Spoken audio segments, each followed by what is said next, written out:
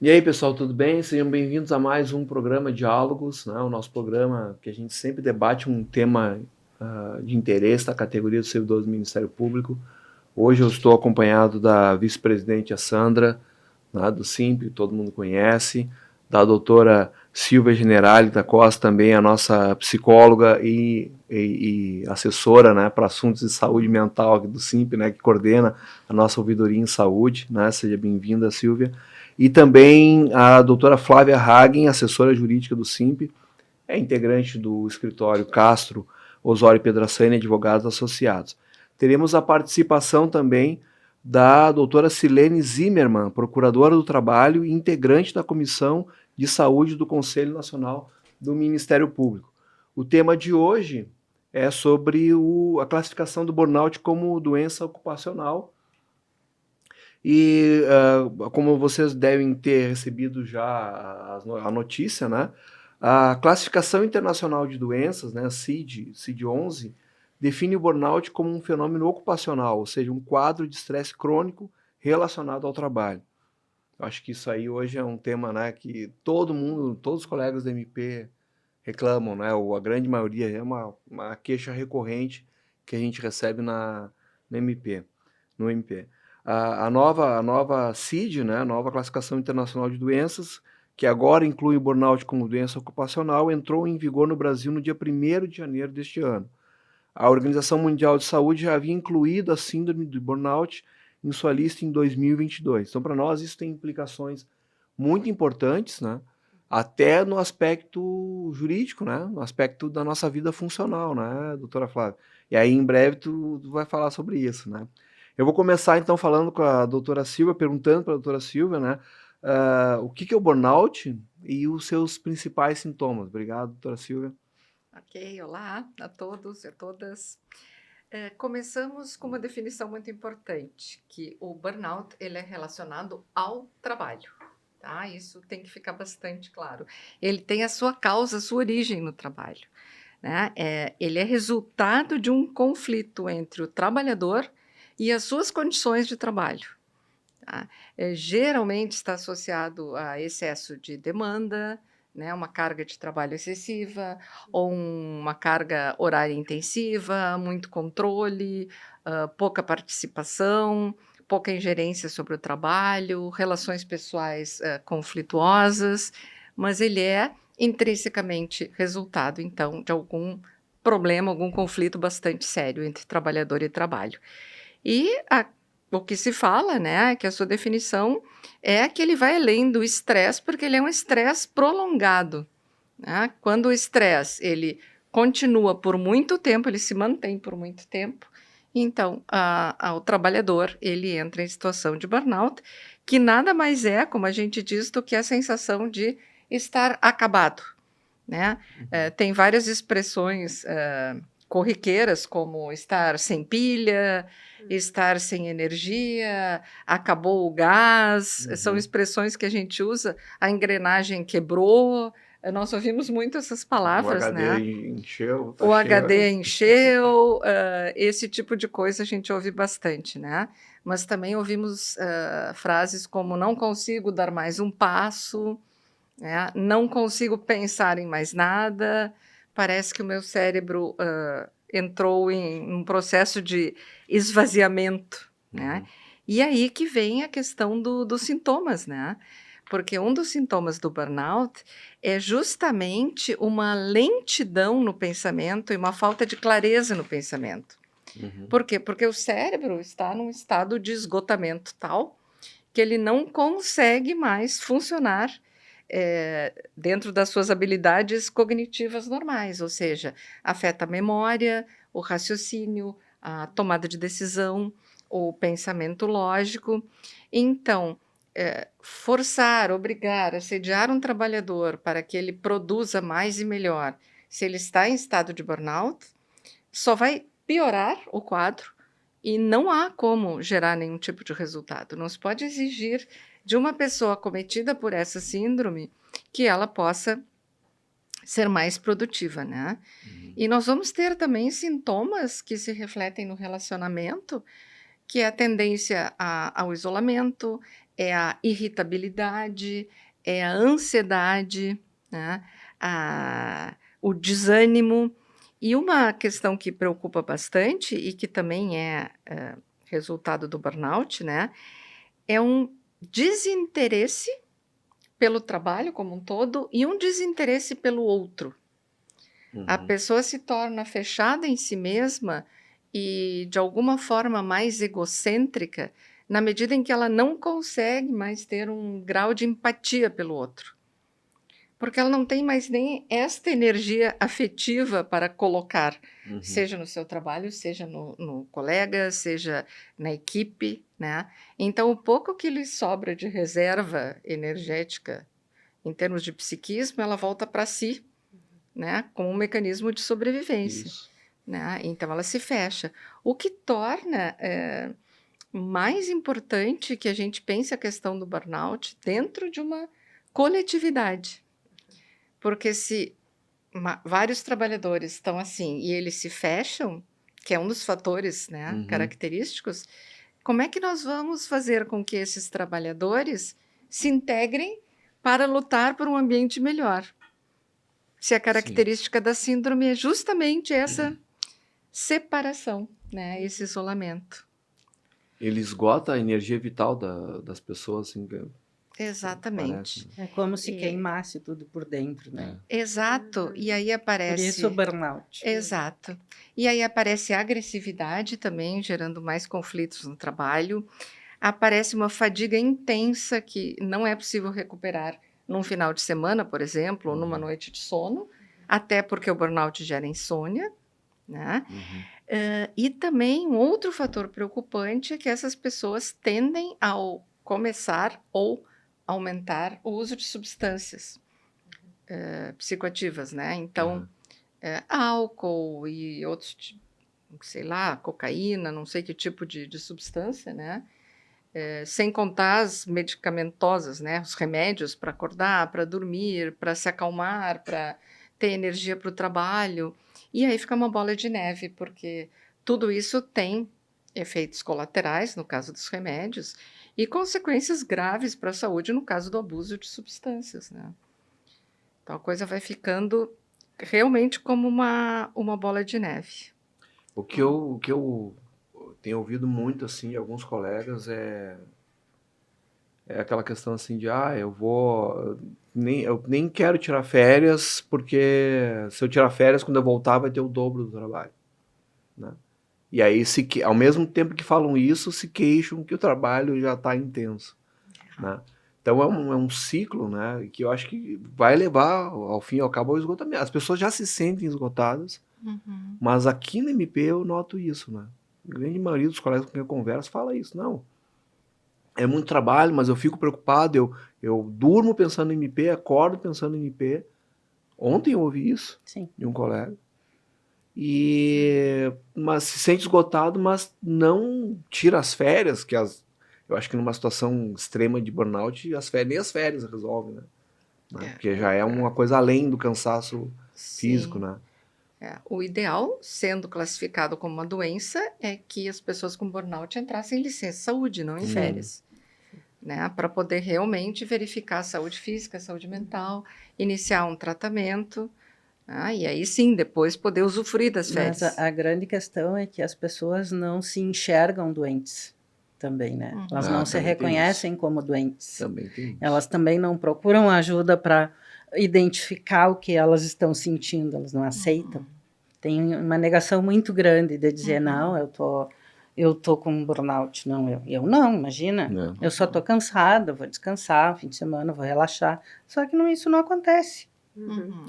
De um modo geral, as doenças de transtorno mental ainda tem muito estigma, né? Então, ainda há muita dificuldade do próprio autorreconhecimento, sem dizer o reconhecimento numa perícia médica, enfim. E o problema ainda é o preconceito que existe do teu colega com um problema de saúde e que aparentemente não existe, né? Porque é interno, é mental. Sim. Mas dizer, corpo mole.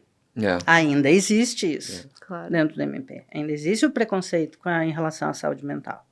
e muito. É. Então, é isso que a gente Mas tem de um que modo mudar essa geral, cultura. de um modo geral ainda se tem isso. Né? Pois é, agora, veja bem, né? Se um dos fatores do burnout é essa que é chamado despersonalização, né? Que é um distanciamento do outro. Quanto mais eu me distancio do outro, mais eu vou ter dificuldade de enxergar que o outro sofre. E, portanto, eu posso pensar que ele está fazendo corpo mole, né? Porque esse distanciamento envolve eu ter um sentimento negativo sobre o outro. Né? Então, assim, eu não estou falando que ele tem corpo mole, está fazendo corpo mole só por maldade minha. É porque eu também crio esse distanciamento. Sim. Como decorrência do burnout. E, às vezes, eu não tiro férias, porque as férias é um período que a pessoa experimenta uma nova forma de viver. E no momento que ela admite que existe uma nova forma de viver, que dura 20 dias, que seja 15 dias, como é que ela retorna para um ambiente tão nocivo? Como é que ela consegue esse retorno? Então, às vezes, é melhor nem se afastar, né? Também é uma maneira de se defender desse confronto entre o que seria uma vida plena e o que é um ambiente de trabalho adoecedor. E deixa eu até te perguntar, e eu tenho a impressão que também que nas férias a pessoa dela consegue entrar mais em contato com o que ela está sentindo. E esse também é um grande gatilho, né? Porque daí não tem a fuga da rotina. Né? Também. E às vezes até aumentam os ataques de ansiedade, enfim, no momento que era para ser de lazer, né? Que parece algo paradoxal, assim, né? Até um sentimento de frustração, assim, eu queria curtir, não consigo curtir, eu não tenho energia para curtir, não tenho vontade. Ainda vai pensar, mas ficou tanta coisa para fazer lá atrás. Pior. Nós temos que pensar que o nosso organismo ele não funciona na base do liga e desliga, né? Então, assim, quando a pessoa entra em férias, ela precisa de um tempo para fazer esse mergulho em si mesma, para poder conseguir começar a relaxar, né? Assim como na volta, ela precisa de um tempo para se conectar com o trabalho. A gente brinca que na volta a gente sempre esqueceu a senha corporativa, né? Então, esse período inicial é um período muito difícil, porque a pessoa ainda está naquele clima de ansiedade, de aceleração, de correria, então ela às vezes acorda às 6 da manhã, meu Deus, eu tenho que fazer alguma coisa. Não, mas eu estou de férias. Né? Então, e depois ela poder se reconectar, pensar, puxa, eu consegui estar aqui com os meus sentimentos, curtindo a minha família, descansando, e agora eu vou ter que voltar. Como é que vai ser isso? Né? Complicado. Então, as férias não são assim só flores. Tem todo este conflito interno. Né? Verdade. Obrigado, doutora Silvia, pela sua introdução. Já tivemos uma conversa rica já. Nós vamos colocar agora um vídeo para o pessoal da doutora Silene Zimmermann, que eu já havia apresentado. Ela é integrante da Comissão de Saúde do Conselho Nacional do Ministério Público, ela é procuradora do trabalho, e ela vai falar sobre a importância do reconhecimento da síndrome como uma doença ocupacional e seus efeitos no mundo do trabalho. E vai fazer algumas considerações sobre o impacto dessa mudança no Ministério Público. Precisamos falar mais sobre burnout, a síndrome do esgotamento profissional.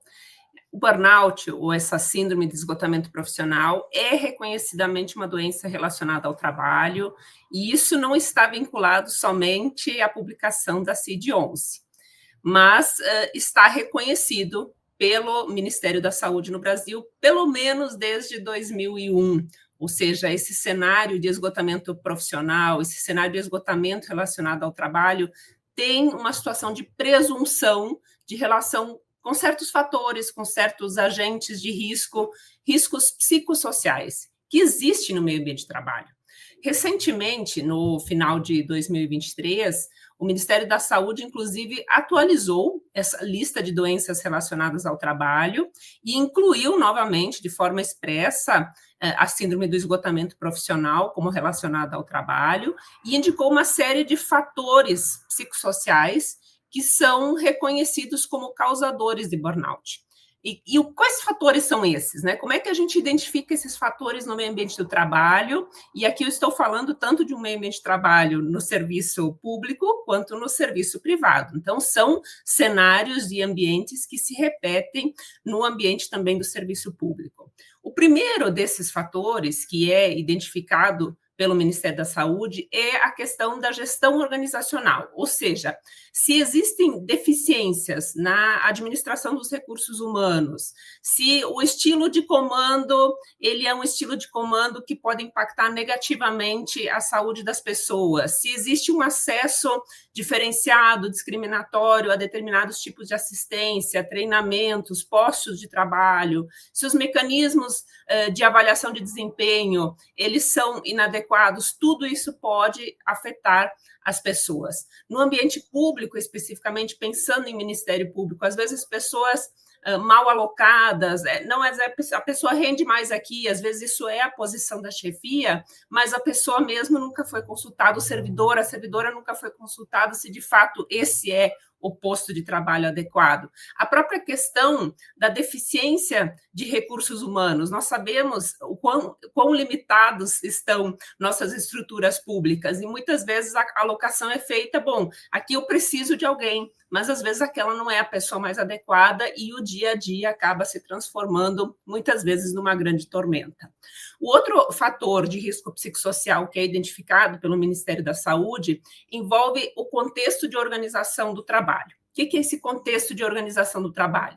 É toda a forma como o trabalho se dá. Então, no momento que você tem, nesse contexto de organização do trabalho, uma forma de comunicação inadequada, tecnologias que são mal implementadas, a organização do trabalho em termos quantitativos de demandas e qualitativos de demandas que são mal distribuídos, e isso pode também impactar negativamente a saúde mental do servidor, do trabalhador. Então, muitas vezes, o chefe, a pessoa que está ali no cargo de chefia, que não conhece como o trabalho é executado e demanda essa execução, às vezes dizendo, me entrega em meia hora, só que na prática o próprio sistema não permite que você conclua aquela demanda em meia hora. Então, um chefe que não conhece a execução do trabalho é um exemplo de um contexto da organização do trabalho que pode impactar negativamente a sanidade mental das pessoas trabalhadoras.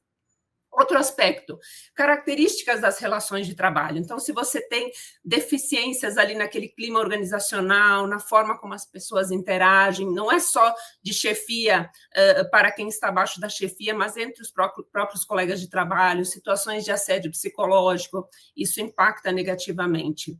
O conteúdo das tarefas. Então, a depender da exigência de carga mental, você também tem um cenário de riscos psicossociais. A velocidade, a complexidade, o próprio conteúdo da tarefa que é definido dentro do nível de responsabilidade direta. Então, pensando em Ministério Público, quantas vezes somos responsáveis, membros, servidores, servidoras, pela segurança de outras pessoas, pela segurança de informações confidenciais, e tudo isso realmente impacta de forma muito importante a saúde mental das pessoas. Muitas vezes são as demandas emocionais, para quem atua no MP criminal, por exemplo, na esfera criminal, essa demanda emocional ela é muito significativa. Para quem atua em situações envolvendo grandes tragédias, isso traz uma demanda emocional muito forte, e esse conteúdo da tarefa pode se impactar e é reconhecido pelo Ministério da Saúde como um risco psicossocial.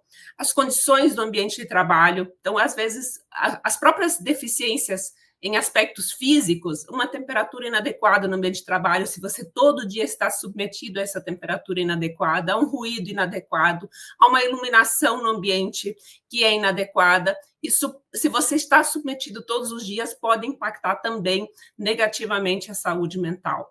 As interações pessoas-tarefas, elas também são essenciais nessa definição e podem levar ao adoecimento mental, à síndrome de burnout. Então, veja, situações de autonomia que, às vezes, o servidor não tem, não é reconhecido pela chefia, então, ele entrega uma demanda, mas não sabe para que aquilo serve. Ou, às vezes, a própria questão da identificação da pessoa com aquela tarefa e com os valores da organização. Veja, no serviço público, o concurso é bom. Muitas vezes a pessoa mas muitas vezes a pessoa ela fica naquela atividade só por uma situação de estabilidade, pelo retorno financeiro, e às vezes não existe a vocação. Isso também pode gerar ao adoecimento mental com o passar dos anos. As jornadas de trabalho extenuantes, as situações de violência, assédio em geral, a discriminação no trabalho, todos esses fatores são reconhecidos pelo Ministério da Saúde como fatores de risco psicossocial no ambiente de trabalho. Mas eu dizia no início da minha fala que desde 2001 o Ministério da Saúde já reconhecia a síndrome de burnout, essa sensação de estar acabado, essa sensação de esgotamento profissional como uma doença relacionada ao trabalho. E como é que se classificava ou se conceituava essa síndrome de burnout desde 2001 e que é o conceito que a gente vai aplicar agora também? Um tipo de resposta prolongada a estressores emocionais e interpessoais crônicos no ambiente de trabalho, ou seja, essa relação direta com o trabalho. Eu não sei dizer quem descreveu pela primeira vez, mas eu já ouvi algumas vezes a síndrome de burnout sendo descrita como a síndrome da catraca, ou seja, a hora que o trabalhador ingressa no meio de trabalho, passa a catraca, começa a ter uma taquicardia, uma sudorese, ou seja, essa relação com o trabalho ela fica muito bem definida. Então, como ela tem sido descrita? Como resultante da vivência profissional em um contexto de relações sociais que são complexas e que envolvem a representação que a pessoa tem de si e tem dos outros, mas sempre envolvendo o ambiente de trabalho. E o que a gente percebe de mudança, uma vez afetada por essa síndrome de burnout, é que esse trabalhador, esse servidor, que antes era muitas vezes envolvido afetivamente ali com o trabalho, com os colegas, com a sociedade, muito especificamente pensando aqui no nosso trabalho no Ministério Público, ele de uma hora para outra está desgastado. Ele desiste, ele perde a energia, ou como o próprio nome diz, ele se queima, né? Ele está queimando ali completamente, ou seja, perde-se esse sentido, essa relação com o trabalho, se torna uma situação de desinteresse total e qualquer esforço naquele cenário realmente acaba aparecendo como um esforço inútil. Esse é o cenário da síndrome de burnout. E aí, muito bem, vem a 11ª revisão da Classificação Internacional de Doenças, essa CID-11, e que agora já com data prevista para ter ingresso, validade e aplicação no Brasil, e na CID-11, a síndrome de burnout, ela foi incluída de forma muito detalhada, como sendo realmente um fenômeno relacionado ao trabalho, mas na CID-11, ela realmente não é classificada como uma doença ou condição de saúde. Isso, contudo, não vai mudar o entendimento que a gente já tem no Brasil, já que a lista de doenças relacionadas ao trabalho traz expressamente a síndrome de esgotamento profissional. Então, no momento que a gente tem na CID-11 uma descrição, mas tem no Brasil uma classificação atrelada efetivamente a uma doença relacionada ao trabalho, é essa que vai prevalecer. E, além disso, essa é uma discussão lateral. O fato é que a gente tem uma condição de saúde, a gente tem um cenário que exige, um estado de saúde que exige uma busca de serviços de saúde, como é descrito na CID-11, nós estamos, de fato, diante de uma situação que exige atenção e que exige esse cuidado. Então, por isso, essa é uma discussão lateral que a gente também não deve ingressar. É doença? Não é doença? O fato é que exige a atenção, é algo que impacta negativamente o estado emocional, a saúde da pessoa e resultante desse cenário, desse estresse crônico no ambiente de trabalho, que não foi gerenciado com sucesso, como é a forma dita lá na CID-11. O que é importante a gente trazer aqui também, a partir também dos conceitos trazidos na CID-11? São essas 3 dimensões que caracterizam a síndrome de burnout e que deixam muito clara essa relação com o trabalho, e essas 3 dimensões são as que vão ser avaliadas no momento dessa caracterização. Primeiro, esse sentimento de exaustão, de esgotamento de energia, esse aumento do distanciamento mental do próprio trabalho, ou seja, está no trabalho, mas é como se não tivesse. Um sentimento de negativismo com relação ao trabalho, né? Então, isso não vai dar certo, e mesmo sendo uma pessoa, um servidor, que até ontem era um excelente servidor e que tudo dava certo e que era, muitas vezes, o mais otimista dentro daquele ambiente. Então, a exaustão acumulada com esse negativismo traz esse cenário de distanciamento, né? As outras questões que se referem, né, a essa relação com o trabalho e deixando muito claro que existe essa relação, essa dimensão que não tem como afastar o trabalho dentro desse cenário.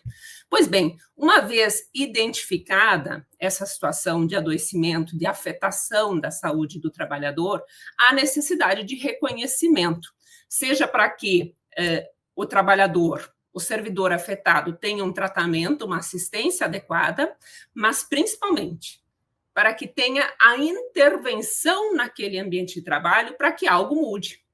Porque se uma pessoa adoeceu, se uma pessoa teve a sua saúde afetada, se uma pessoa se esgotou profissionalmente, outras pessoas naquele ambiente podem adoecer se não houver nada de mudança naquela organização do trabalho, naquela gestão, naqueles contextos de trabalho. Então, a notificação do caso, seja por meio de uma comunicação de acidente do trabalho no ambiente privado ou documento similar no ambiente público, e também a notificação no Sistema da Saúde, que é o Sistema de Informação de Notificações de Agravo, o SINAM, eles são obrigatórios. A partir dessas notificações, eu sempre costumo dizer que não é uma mera burocracia.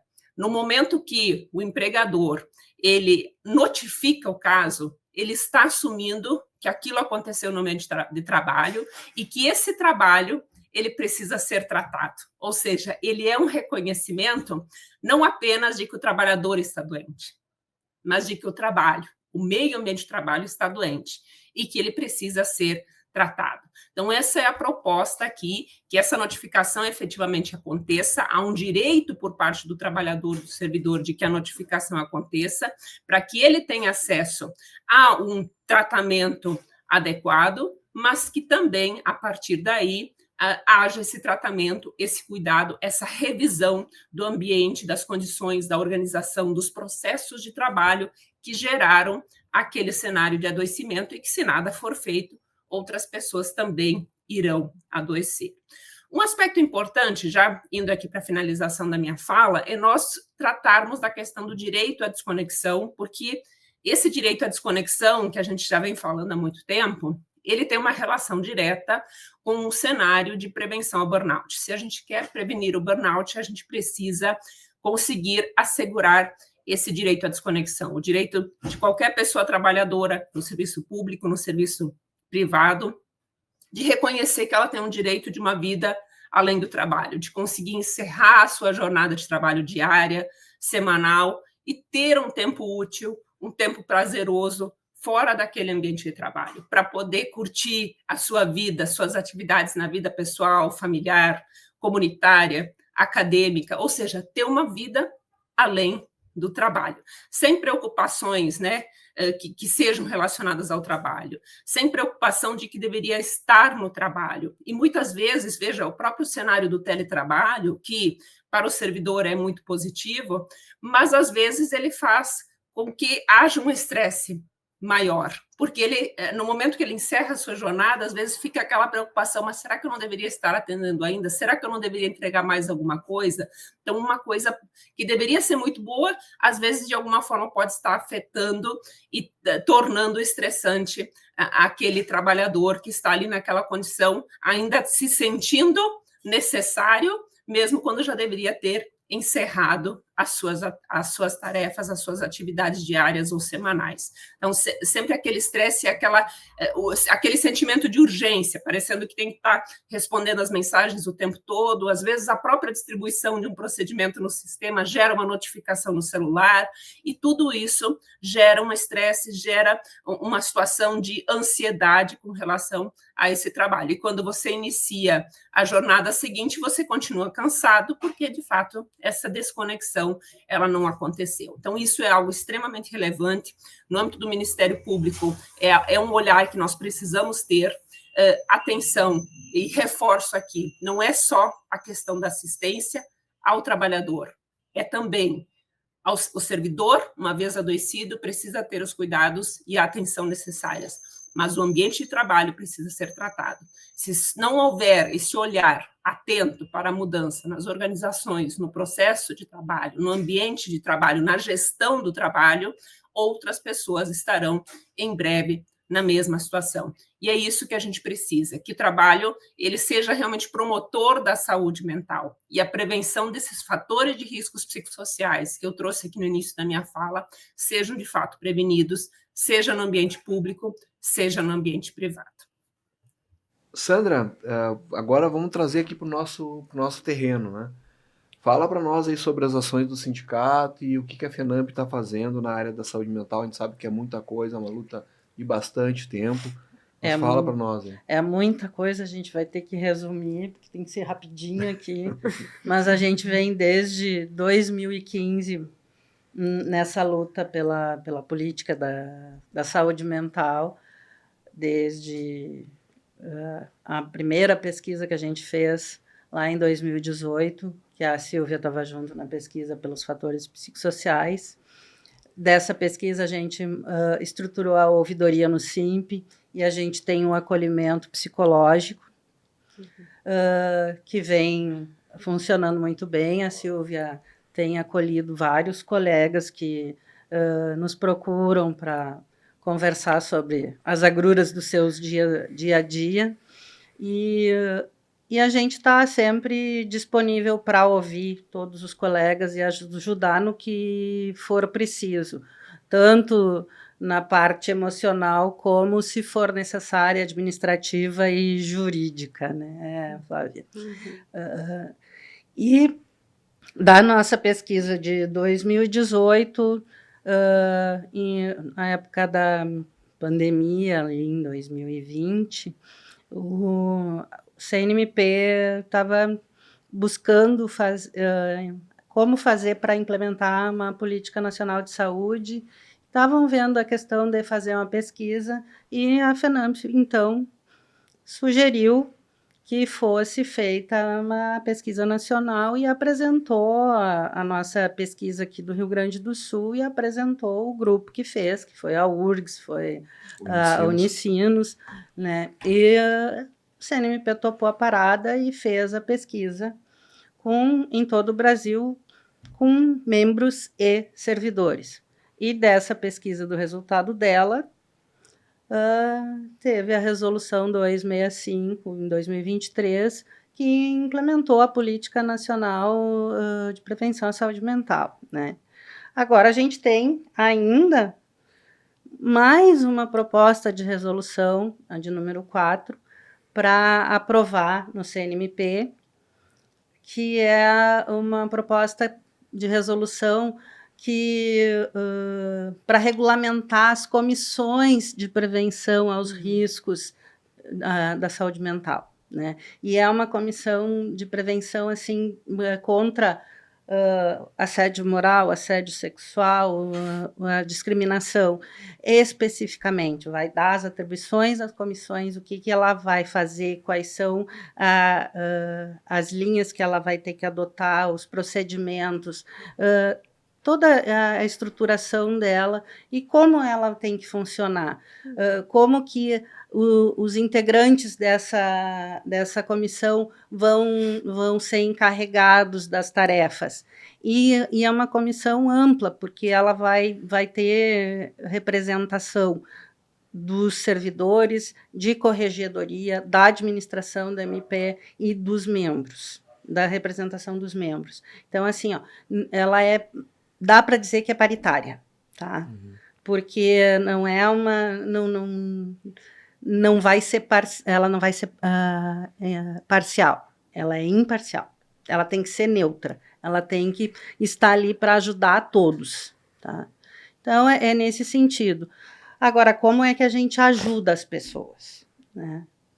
Como eu iniciei a conversa, a gente está aqui para ajudar, para acolher e para ouvir, e, em caso de necessidade, para agir na defesa dos colegas. Tá? E, de uma coisa boa, a gente tem que falar. no Ministério Público aqui do Rio Grande do Sul, que foi a implementação do Acolhe-MP, que é o espaço de escuta, e que vários colegas nos reportam que funciona, que são super bem atendidos. Só falta agora a gente fazer o casamento do Acolhe-MP com a Comissão de Prevenção aos Riscos à Saúde Mental, que a comissão ainda não está funcionando como deveria. Tá? É isso, assim. Então, a gente quer que os colegas e os membros se engajem nessa luta para aprovar essa resolução no CNMP, para que a gente possa realmente fazer com que essa comissão de prevenção aos riscos em relação à saúde mental funcione aqui no Rio Grande do Sul. São duas lutas, né, Sandra? São duas lutas. Nível nacional, né? É. A resolução 265 já é uma realidade. O MP do Rio Grande do Sul está um pouco à frente dos estados, porque tem pelo menos a ideia do Acolhe-MP, mas é uma luta para implementar implementar a execução da resolução, né, Sim. nos outros estados.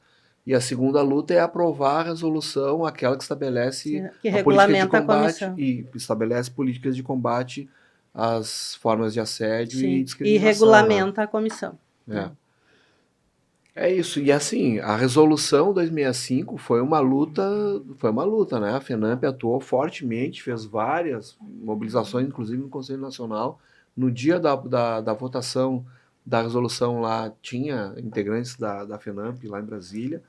A gente fez muita conversa, né, com os conselheiros, né, e foi Sim. uma tremenda vitória. Né? E é bom, assim, mencionar um pouco da fala da doutora Sirlene aqui, ao final dela. Ela diz que não basta reconhecer o burnout como uma doença ocupacional.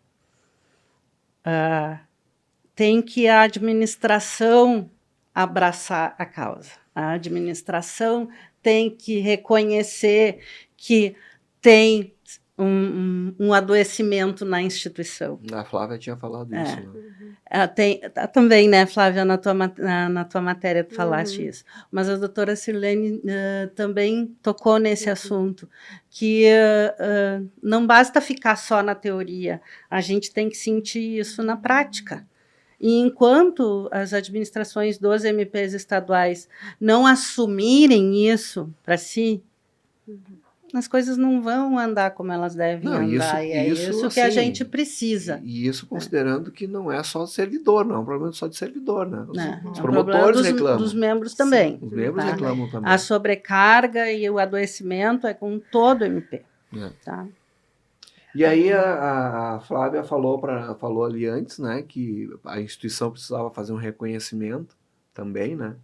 E aí eu já aproveito esse teu gancho, Flávia, e perguntar assim, o que muda juridicamente com esse reconhecimento como doença ocupacional? Sim.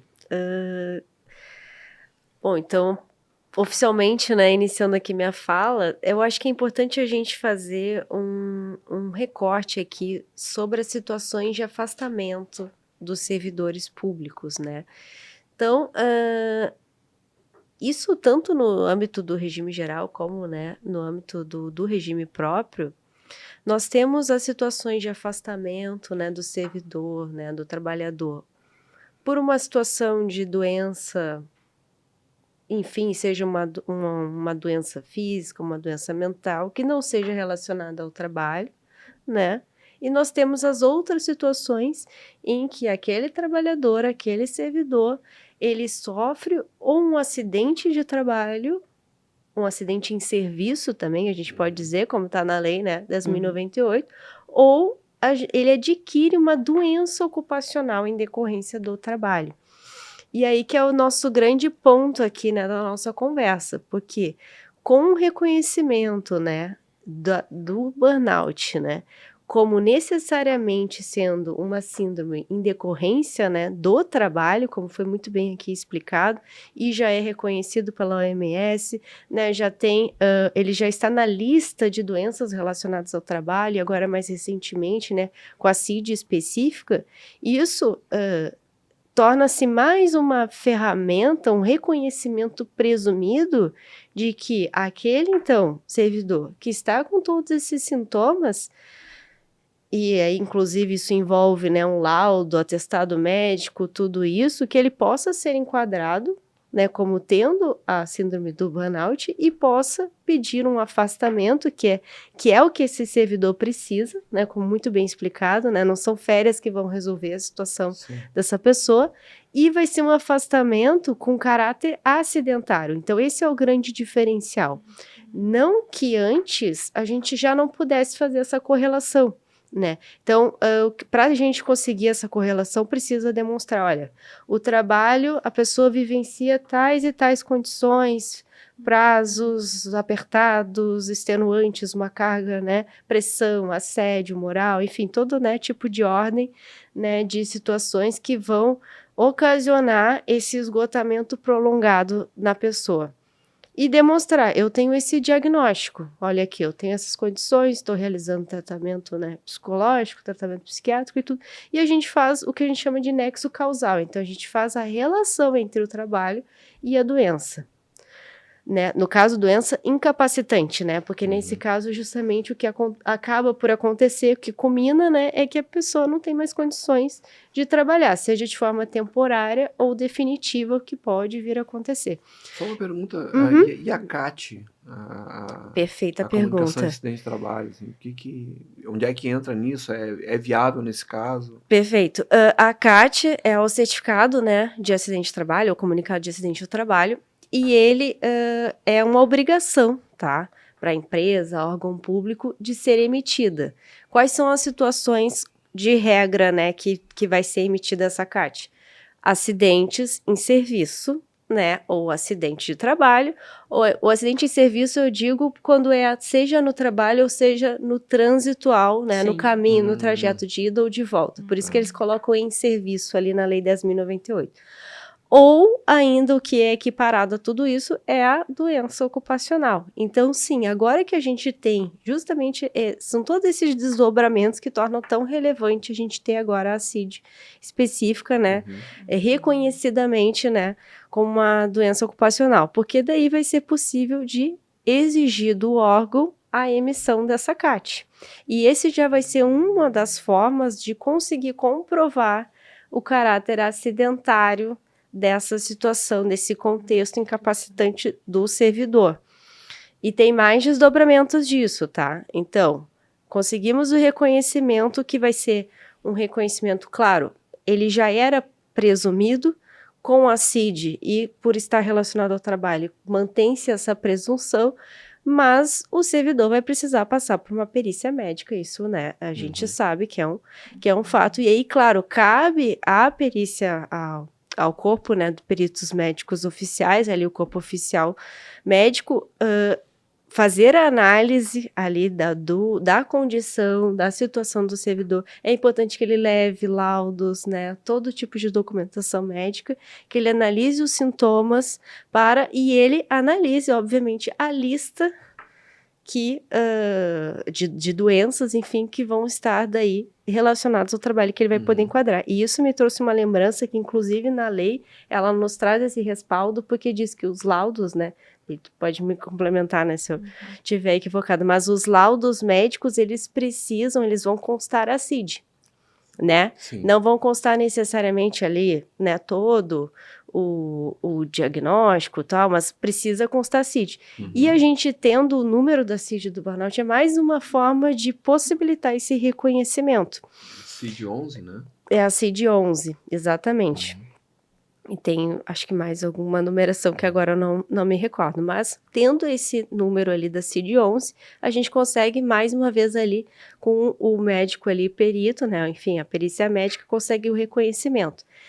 E aí agora eu vejo mais desdobramentos disso, tá? Então ele vai, num primeiro momento, passar por uma perícia médica e vamos dizer, ok, foi reconhecido administrativamente, né, pelo órgão público, que a gente sabe que isso também vai ser uma outra etapa, né, um outro desafio aí a ser, né, travado pelos servidores, pelos sindicatos, tudo isso, né, uma luta coletiva, como vocês vêm trazendo. Mas, ok, foi reconhecido. Esse servidor, ele, por ter enquadramento, né, desse caráter acidentário, ele também vai ter resguardado, como constou ali na matéria, o direito a que o Estado ressarça ele com as despesas médicas, que isso é uma garantia que já tinha na Lei 10.098 para os servidores públicos estaduais para essas situações acidentárias. Como agora a CID foi reconhecida, né, como doença ocupacional, ela também, então, vai poder se enquadrar nesse contexto. Então, vai ser mais uma garantia que o servidor vai poder exigir.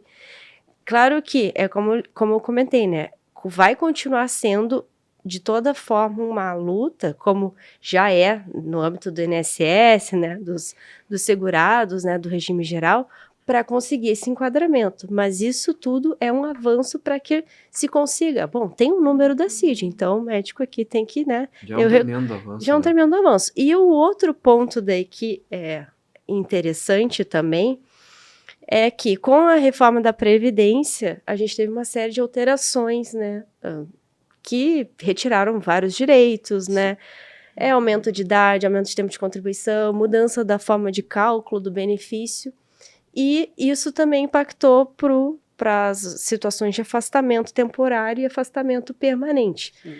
Caso esse servidor, por exemplo, né, se configure uma situação de que ele vai estar incapacitado de forma permanente para o trabalho, que é uma situação, né, mais avançada, enfim, e assim, geralmente o que acontece? Ele fica em licença saúde por um tempo, vai se prorrogando, né, e vai se vendo que não vai ter uma situação, exato, que daí já vão vindo outras complicações, né, muitas vezes.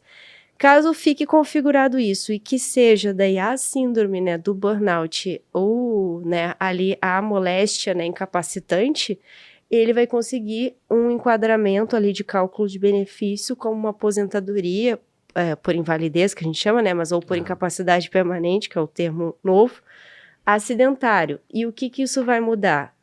O cálculo do benefício, como uma forma de proteção, né, para esse servidor, ele é mais vantajoso. Então, que foi uma das alterações da reforma. Então, se fosse uma aposentadoria por invalidez comum, né, ou seja, tem uma doença congênita, que enfim, que foi progredindo e agora eu já não posso mais trabalhar de forma permanente.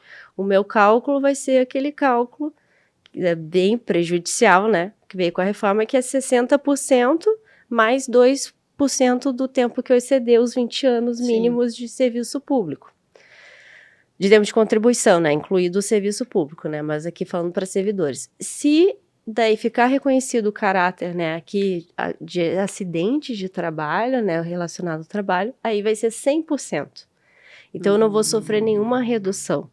Então, por isso que é mais uma questão, como é que eu vou dizer assim, relevante para o servidor poder também ter esse reconhecimento do caráter acidentário, para ele poder ter um benefício, né, que vá minimizar os danos, porque é como se fosse duplamente penalizado. Ontem mesmo, estava conversando, né, com um cliente que era isso, ele disse, eu me sinto duplamente penalizado, porque eu fiquei impossibilitada de trabalhar por conta do trabalho, em decorrência da atividade laboral. Tem que gastar mais depois para Tem que gastar mais e eu ainda vou ser aposentado com menos, porque eu não vou conseguir o reconhecimento como acidentário e não contribuir tudo que eu queria contribuir, porque eu justamente estou em possibilidade de trabalhar.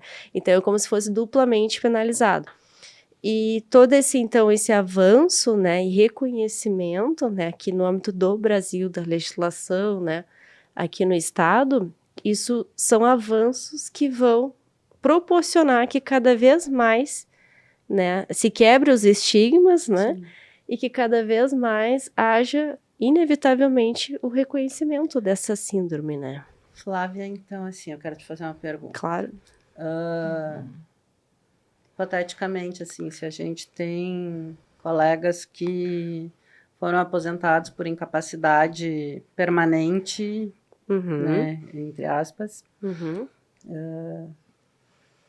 ou com a síndrome de burnout, mas que não foi reconhecida no MP, a outra com depressão, com doença mental, mas que foi também em decorrência do trabalho. Mas a aposentadoria não se deu de forma acidentária, tá? Sim. quanto tempo elas têm para revisar essa aposentadoria? Essas pessoas têm para revisar essa aposentadoria. Principalmente a questão do burnout agora, com esse reconhecimento. Tem como buscar? Pode buscar a revisão, tá? O que a gente pede, assim, porque tem algumas divergências com relação ao prazo prescricional, decadencial, né? É que em até 5 anos se peça. Porque, por exemplo, assim, se a pessoa tem todos os laudos, apresentou e mesmo assim não foi reconhecido. Isso é um grande ponto que daí, para a gente destacar aqui, porque o servidor, né, a servidora vai se submeter a uma perícia médica, depois precisa se submeter à perícia de prorrogação, né, caso seja concedido, enfim. Mas em caso de não ser concedido, não ser reconhecido, tá? Vai olhar assim, não, mas está sob medicação, pode trabalhar, porque muitas vezes isso acontece, tá? Não, está em condições de trabalhar porque está fazendo tratamento e tudo. Pode-se buscar, obviamente, a revisão, seja na via administrativa, seja na via judicial. Então, por exemplo, tanto para uma situação de que não foi concedida a licença-saúde, como para a situação que foi aposentado. Foi aposentado. Mas não foi reconhecido. Mas não foi reconhecido o caráter acidentário. Não foi reconhecido o caráter acidentário. Até porque vai ter a questão do cálculo, né? E também a questão do ressarcimento das despesas médicas, que é uma garantia que está na lei, né? Então, isso tudo é importante. Então, sim, é possível revisar benefícios que já foram concedidos, ou no caso que não foi concedido, também se pode daí revisar a decisão para buscar isso, seja na via administrativa, né, que a gente sabe que tem toda uma situação ali, um esforço, né, ou seja, na via judicial. Uma baita pergunta. A Flávia estava falando, explicando ali, eu comecei a pensar, mas... Sim. E aqueles que, aqueles que se aposentaram e não tiveram exatamente antes do isso. reconhecimento. Antes. É isso que eu estou pensando. A gente tem algumas pessoas que daqui a pouco a gente pode... E mesmo essa pessoa, por exemplo, que não teve ou não vai ter o diagnóstico do burnout, mas a depressão é em decorrência de toda a situação ali laboral, às vezes ataques de ansiedade, né? Assédio. Ataques de pânico. Assédio que ela não quis denunciar. Isso. Né? Então, se a gente conseguir... A pessoa não quis denunciar. E essa é a questão, né? Mesmo não tendo a CID, se a gente consegue demonstrar a relação, que essa é a grande questão, a correlação entre o trabalho e a situação incapacitante, a gente consegue também o acidentário. Claro que quando tem a CID, é mais uma prova a nosso favor, né? Porque já está reconhecido que tem relação, né? Invariavelmente com o trabalho, né? Mas então é isso, mesmo que a pessoa não tenha esse enquadramento do que a gente hoje está falando, mas tenha outras situações de ordem, né, mental, transtornos mentais decorrentes da profissão, né, da rotina ali de trabalho, também é possível revisar isso. Voltando ali à questão da CAT, quem é que emite a CAT? Porque esses dias a gente estava discutindo na direção lá. É o próprio MP. É o MP que tem que emitir. Sim, se o sindicato emitia também, né? Não. É o MP. É o MP que tem que emitir. Mas em que momento e assim, o que se faz com a CAT? Emitiu a CAT, o que se faz? Né? Sim, nessa situação que a gente está comentando, né? Então a pessoa já vem numa situação, né? E se percebe, aí geralmente, né? Assim, do que a gente vê por aí, né? A pessoa tem uma grande crise, né? E aí precisa buscar recursos e acaba recebendo o diagnóstico do burnout, né? O que ela tem que fazer? Ela tem que ir ao MP e pedir a emissão da CAT, tá? Aí a gente sempre orienta, né? Seja por e-mail, alguma coisa escrita que comprove que foi solicitado, porque é presumido que é para prova e pode haver uma resistência, como a gente já vê aí em tantas empresas, para situações de acidente mesmo, acidente concreto, a pessoa caiu dentro da vala, já é uma dificuldade, né? Então imagina a situação. A empresa argumenta, não, você atirou. Você atirou. E aí, claro, a gente sabe então que é importante a pessoa estar preparada com os recursos para ela poder ter prova de que foi solicitado. Digamos, se for emitida, né, a CAT, aí ela vai apresentar isso para fins de uma licença saúde, porque dela já consegue um enquadramento acidentário. Ou depois, uma aposentadoria, né, por incapacidade permanente. Isso também vai servir como uma prova. Sim. Entende? Porque ali tá, né, exatamente escrito acidente de trabalho. Então, mas claro, pode acontecer de haver uma resistência, né? Sim. Mas é sempre o empregador. Então, é o empregador, empresa, órgão público, né? É ele que é o responsável por emitir esse documento, Certo. tá? Sandra, informa para os colegas aqui como é que eles podem buscar ajuda no sindicato aqui, com relação à questão. Agora no site novo do sindicato, né? Acessa o site, tem a ouvidoria e na aba da ouvidoria tem o acolhimento psicológico e qualquer Marca coisa. horário ali. Marca horário, pede tem uma agendinha ali que pode escolher o dia da semana e o horário preferido, e daí vai para a Silvia e ela vai combinar com a pessoa. Tá? E daí, dependendo da conversa com a Silvia vai orientar se acha que a pessoa vai fazer uma terapia, ou se deve conversar com a Acolhe do MP, ou se a gente pode fazer alguma outra coisa. Aí depende de caso a caso. Como é que tem sido, Silvia, a tua experiência aí com esse acolhimento nosso aí? Olha, a Fala minha rapidinho. experiência é que as pessoas que procuram acolhimento, elas precisam de um atendimento multidisciplinar. Então, é bastante comum eu fazer um encaminhamento para um médico clínico, um psiquiatra, um psicólogo, atendimento jurídico, né? Muitas vezes uma reunião com o sindicato, porque tem alguma questão coletiva em andamento. Então, geralmente são questões com várias facetas, né? Muitas questões de remoções indevidas, de Colocações em PADs, disponibilidade. colocações em disponibilidade, PAD, justamente em momentos que as pessoas estão adoecidas, fragilizadas, e aí acontece isso, né? A colocação em Geralmente- disponibilidade quando está em licença. Eu ia falar isso. Pois é. Geralmente porque a pessoa está doente, ela colocar em disponibilidade. Né? Que é Exatamente. E aí entra, claro, é necessário um apoio jurídico para que se possa reverter isso, e um apoio psicológico e muitas vezes psiquiátrico para que se tenha forças para até ingressar com uma ação e fazer um acompanhamento jurídico. E é Então, isso, tá. né, gente? A gente precisa a cada dia achar uma alternativa diferente para mudar o que está acontecendo, né? Para resolver a situação de cada uma que vem nos procurar. Aí.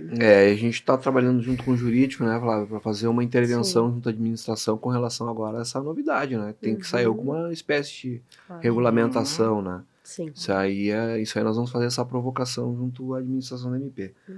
Pessoal, vou encerrar aqui o nosso programa, tá? Agradecendo aqui a doutora Silvia Generali, a doutora Flávia Hagen, a Sandra, agradecer também a doutora Sirlene pela participação, agradecer aos patrocinadores, a RSU Patrimonial e Saúde e Paz e o nosso escritório Copa Advogados Associados, e lembrar que o programa fica gravado no Spotify, fica gravado no canal do YouTube, e já amanhã já está disponível no Spotify já também, né?